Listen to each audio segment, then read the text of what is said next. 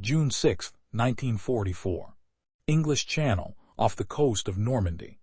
The sea is loud, louder than the engines. Waves slap steel with the sound of sledgehammers, and the wind tears at voices until orders become gestures. Inside a canvas-skirted Sherman tank, Staff Sergeant Raymond K. Ellis, 741st Tank Battalion, tastes diesel and salt on the back of his tongue. The tank rocks like a drunken barge. Somewhere ahead, the French coast is still hidden by mist and smoke, but everyone knows it's there. Everyone knows what waits. A green light flickers on the ramp of the landing craft. The coxswain shouts something that the wind steals. Ellis grips the edge of the turret ring and looks at his driver, Private First Class Joe Martinez, whose knuckles are white on the levers. The tank commander taps the hatch twice. Stand by. The engine note rises, a strained growl, as if the machine itself doubts what it's being asked to do. This Sherman is not supposed to swim. Not really. It is a duplex drive tank, DD, the men call it, with a collapsible canvas screen raised around the hull and twin propellers bolted to the rear. On paper, it can make 3 knots in calm water. On paper, it can launch thousands of yards offshore and crawl onto the beach, guns hot, ahead of the infantry. On paper, it is the answer to a question that American generals once laughed at. They had laughed because tanks were heavy, because seas were unpredictable, because the idea smelled like a British contraption, clever, fragile, and impractical. Lieutenant General Omar Bradley had watched demonstrations and frowned. Others had muttered about floating coffins. Armor belonged on land. Infantry took beaches. That was the old order. But Normandy was not old order. Normandy was everything at once: cliffs, shingle, seawalls, concrete bunkers, interlocking fields of fire. And so the British idea survived the laughter. Canvas skirts were tested. Propellers refined. Crews trained in gray English surf, while skeptics took notes and shook their heads. Now the laughter is gone. There is only the sea. The ramp drops. Water surges in a foaming rush, slamming the bow. Martinez eases the tank forward, the propellers biting weakly. For a moment the Sherman hesitates, half land beast, half sea thing, then slides free of the craft and into open water. The canvas screen shudders but holds. Ellis feels the tank settle, buoyant and wrong, like a lie that might become truth. All around them, other DD tanks splash in. Some disappear immediately, swallowed by troughs between waves. The channel is rougher than forecast, whitecaps breaking hard, the kind of sea sailors respect. Over the intercom, fragments of radio chatter crackle and die. A tank to port lists sharply. Its screen collapses inward like a punctured lung.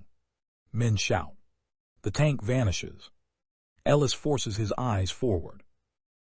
Above the roar of wind and engines, the war announces itself. Naval guns thunder behind them, deep and slow, shaking the water. Farther ahead, German artillery answers, sharp cracks that skip shells across the surface. Machine guns stitch the mist with invisible lines. Somewhere a plane screams low, then is gone. The shoreline resolves out of the haze, Omaha Beach. Dark shapes, obstacles, stakes, hedgehogs, jut from the surf. The bluffs loom behind them, ugly and steep, pocked with embrasures. Ellis has seen the photographs. He knows the names of the strongpoints. He knows the men in those bunkers are awake now. Inside the tank, sweat runs despite the cold. Martinez fights the controls as a wave slaps the canvas hard enough to bow it inward. The engine coughs, then steadies. The propellers churn brown water.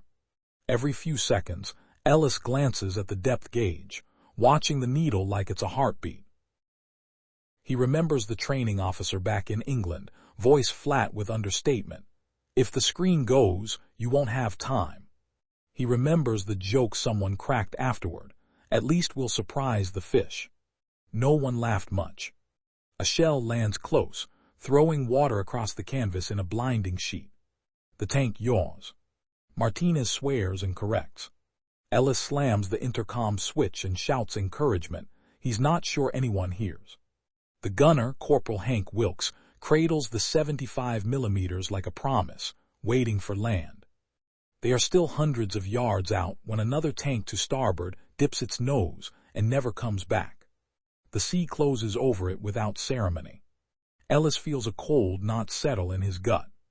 This is the part the generals feared, the part they had mocked because it looked ridiculous in peacetime and lethal in practice. Yet ahead, a few tanks are making it. Dark silhouettes rise and fall, stubborn as mules. One of them fires, just once, a bright orange cough from the main gun that echoes across the water. The sound is electric. Proof. If one can fire, others can too. The beach is closer now. Ellis can see men in the surf, infantry bent under packs, tracers snapping low. The DD Sherman surges as the propellers finally bite into shallower water. The canvas screen shivers. Martinez guns the engine. The tank lurches, and the tracks kiss sand. The change is immediate. Resistance replaces drift. The Sherman claws forward, shedding water as if shaking itself awake. Ellis drops the canvas screen with a shouted command, the metal frame collapsing inward, while waves slap uselessly against bare armor. The engine's pitch deepens, confident now, familiar. This is where the tank belongs. Up. Ellis yells, though Martinez already knows. The tracks bite harder, dragging the hull clear of the surf. Water pours from seams and bolts. Wilkes swings the turret toward the bluffs, the 75 millimeters tracking left to right as if searching for a pulse. The coaxial machine gun rattles once, a test burst, and then the tank is fully ashore, one of the first armored shapes to reach Omaha alive. To their left, another DD Sherman crawls up, canvas half-torn, crew exposed and wild-eyed. To their right, nothing. Just wreckage. A landing craft burns farther down the beach, black smoke crawling into the low sky. Infantrymen cluster behind obstacles pinned, faces gray with sand and fear. Some look up at the tank like it's an apparition. Ellis pops the hatch and scans. Tracers scythe the beach in long, flat arcs. German MG-42s hammer from the heights, the sound a ripping canvas that never stops. Mortar rounds fall with hollow thumps, tossing geysers of sand and water. The beach smells of cordite and seaweed, and something coppery that Ellis refuses to name. Target, bunker 2 o'clock. Wilkes calls. Ellis slams the hatch shut and keys the intercom. Fire. The Sherman answers with a flat, concussive roar. The recoil shoves the tank backward a foot, tracks grinding. The shell punches into a concrete embrasure halfway up the bluff, detonating inside with a dull flash. The machine gun fire stutters, then resumes from somewhere else. Wilkes adjusts. Another round. Another blast. This time silence. The effect on the beach is immediate and human.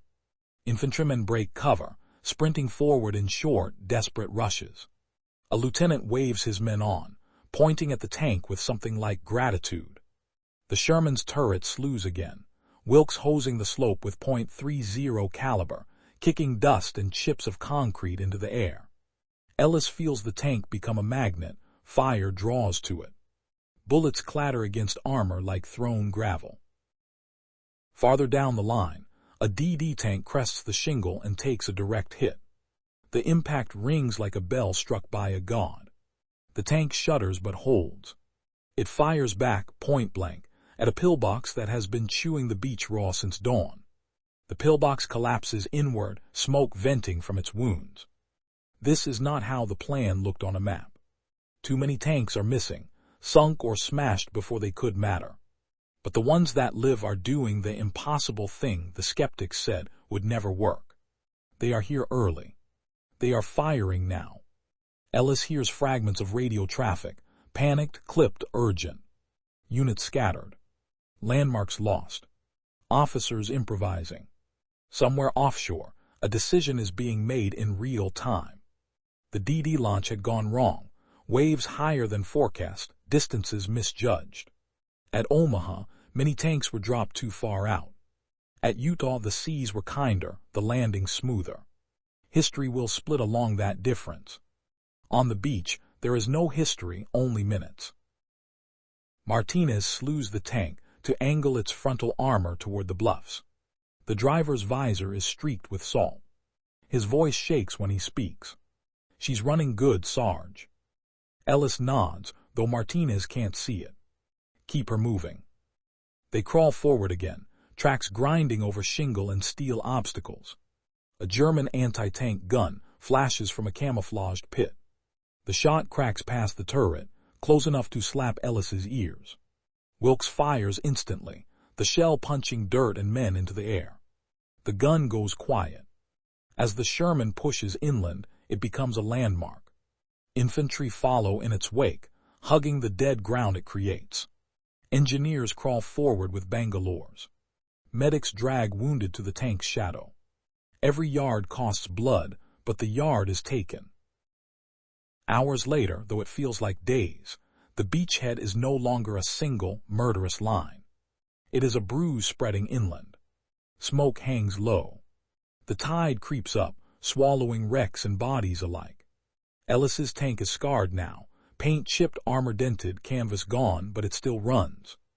Offshore, Commander's watch reports filter in. The laughter from months before feels far away. The British contraption has proven itself, not cleanly, not cheaply, but decisively. Where tanks reached the sand early, men lived who might not have. Where tanks fired into concrete at the start, the beach did not become a graveyard without answer. Ellis climbs out at last, legs shaking, and looks back at the water. The channel is calm now, as if ashamed. He knows how many didn't make it. He knows how close his own tank came to joining them. But the Sherman stands on French soil, gun still warm, tracks pointing inland. June 6, 1944. Late morning. Omaha Beach. The fight changes its shape, not its violence. What was once a flat killing ground becomes a series of brutal climbs, draws, ravines, narrow exits clawed through shingle and wire. Smoke thickens until the bluffs fade into suggestion. The DD Sherman idles behind a shattered seawall, engine ticking like a clock that refuses to stop. Ellis wipes his face with a sleeve stiff with salt and grime. The tank crew eats nothing, drinks nothing. Time has lost meaning. Orders arrive piecemeal, barked by runners or crackling over radios that fade in and out with the terrain. The word that keeps surfacing, again and again, is push. A naval shell shrieks overhead and slams into the heights, tearing a raw wound in the slope. The concussion hits the tank like a shove. Infantrymen cheer without smiling. This is not celebration, it's recognition. Every bunker suppressed, every gun silenced, is another step away from the water. "New target," Wilkes says, voice hoarse. "Draw ahead, they're dug in." Ellis studies the ground. The draw is narrow, funneling men straight into fire. The Germans know it. They always do. Ellis keys the radio, coordinates with another surviving Sherman from the 743rd Tank Battalion, its turret peeking out from behind wreckage. They move together now, not because doctrine says so, but because instinct demands it. The tanks advance slowly, guns up, coaxials chattering. German rifle fire snaps uselessly against armor. An anti-tank round slams into the sand short, throwing grit across the hull. Martinez keeps the nose steady, inching forward as engineers crawl behind them, cutting wire under fire. Ellis hears shouting outside, an infantry captain waving his men forward, using the tank like a shield. The Sherman fires again, the blast flattening brush and dirt at the mouth of the draw. A machine gun opens up in response, then dies under a second shot. The path inches open. Far offshore, aboard USS Augusta, General Bradley watches reports stack up. Omaha is behind schedule. Casualties are brutal.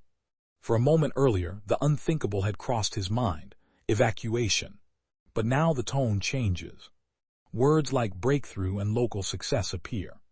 They are tied, again and again, to isolated armored vehicles that somehow made it ashore early and survived. The idea that once drew smirks, Tanks swimming like ungainly beasts now has a ledger. And the ledger has numbers. On the ground, Ellis doesn't know any of this.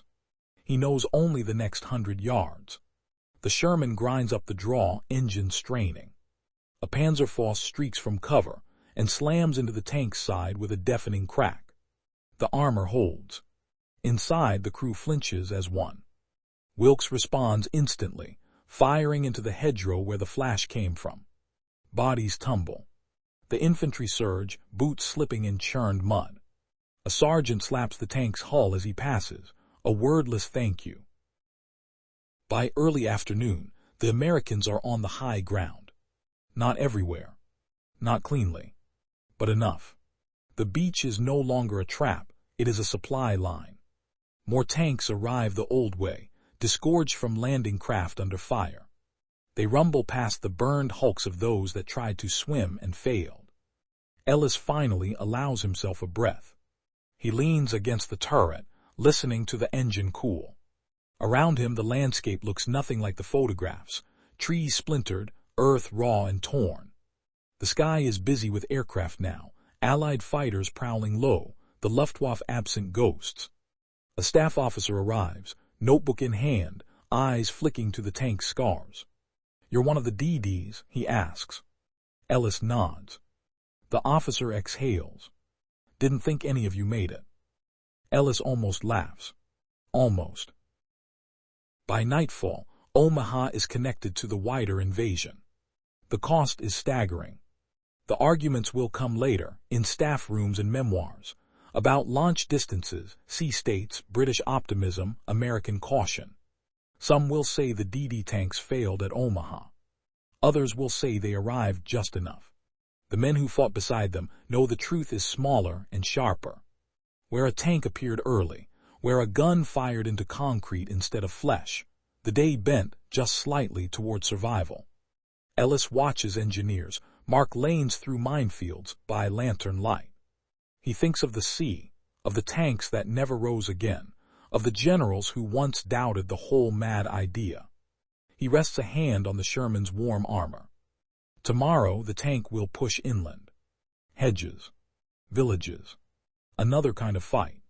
But today, this day, the impossible thing happened. Steel learned to swim. And when it reached the shore, it changed the war's first step in France. June 7, 1944. Normandy coast, just inland from Omaha. Dawn comes gray and low, settling over the battlefield like a held breath finally released. Smoke still hangs in strips along the bluffs, drifting through shattered hedgerows. The night has been loud. Sporadic gunfire, shouted orders, the metallic cough of engines starting and stopping. But morning brings a different sound. Movement. Continuous, grinding movement inland. Ellis wakes against the tank's hull, stiff and sore, helmet tipped over his eyes. The Sherman smells of hot oil and cordite baked into paint. Martinez is already awake, checking the engine with the quiet reverence of a man inspecting something that saved his life. Wilkes sits on the turret, boots dangling, methodically cleaning his weapon. No one says Normandy yet. They say next field, next hedgerow, that village ahead. Orders arrive just after first light. The battalion is to push west, link up with infantry advancing through the bocage. The hedgerows loom like walls, dense, ancient, and hostile. This is not tank country, Ellis knows. But neither was the sea. They roll forward, the Sherman's engine settling into a steady rhythm. The tracks crush grass still wet with dew and blood. German resistance flares in sharp, ugly bursts. Snipers, machine gun nests, the sudden flash of a Panzerfaust from behind a hedge. Each time the tank answers. The gun speaks. The hedge explodes outward in dirt and leaves. By mid-morning, a jeep bounces up behind them, mud-splattered and fast. A major climbs out, helmet pushed back, map under his arm. He studies the DD Sherman, its missing canvas, its patched scars, with open curiosity. "You one of the swimmers?" he asks. Ellis nods again. He's nodded a lot since yesterday. The major shakes his head slowly. "I told them it was madness. Tanks aren't boats." He looks back at the beach, barely visible now through the trees. Guess I was wrong. It isn't an apology. It doesn't need to be. The war keeps moving. Farther back, in-command posts carved into Normandy farmhouses and aboard ships still riding offshore, the judgment phase begins. Reports are compiled. Maps annotated. The numbers are brutal and precise. At Omaha, most DD tanks never reached land. Launched too far out in rough seas, they flooded and sank. At Utah, launched closer in calmer water, they arrived almost intact and dominated the beach within minutes. The conclusion is uncomfortable and unavoidable. The concept was sound. The execution had been uneven. The sea, indifferent as ever, had been the final arbiter. General Bradley reads the summaries with a tight jaw. He remembers the demonstrations, the British officers insisting, the American staff skeptical. He remembers thinking of mothers and telegrams. Now he thinks of timing, yards and minutes and decisions made under pressure. The DD tanks will not be discarded. They will be adjusted. Doctrine will shift, quietly but decisively. The idea that armor must wait for beaches to be secured is dead.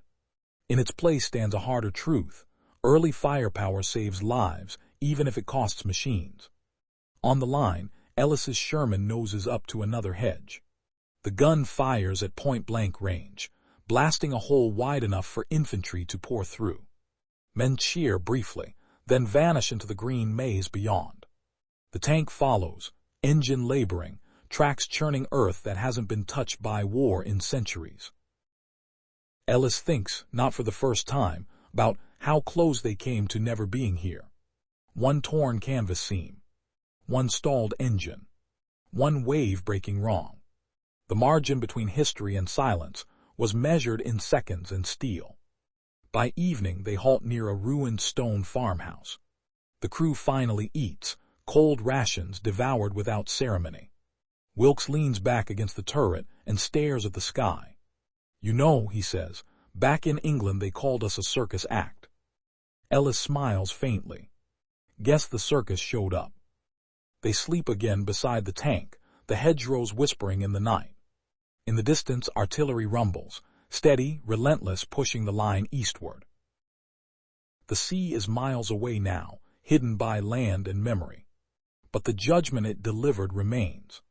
The generals will write their after-action reports. Historians will argue over failure rates and alternatives. Photographs will show burned-out Shermans in the surf and men wading past them. What they won't show easily is this moment. The quiet confidence of a tank crew alive on French soil, the infantry moving under armored cover at dawn, the irreversible shift from doubt to acceptance. Steel had crossed water and lived. June 8, 1944. Normandy Bocage, west of Omaha. Rain falls in a thin, steady curtain, turning dust into paste and fields into traps. The hedgerows sweat moisture. The war here is close, so close that Ellis can hear German voices before he hears their weapons. This is no longer an invasion. This is a grind.